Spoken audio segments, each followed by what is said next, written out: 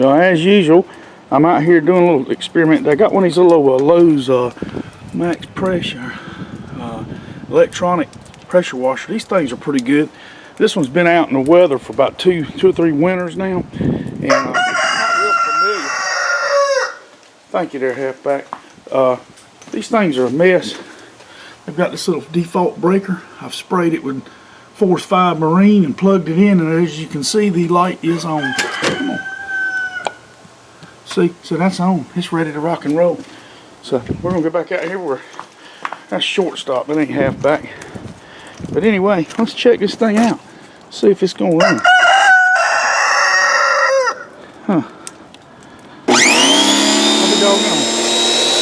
I'm gonna turn the water on. Usually stops that because this thing operates as you.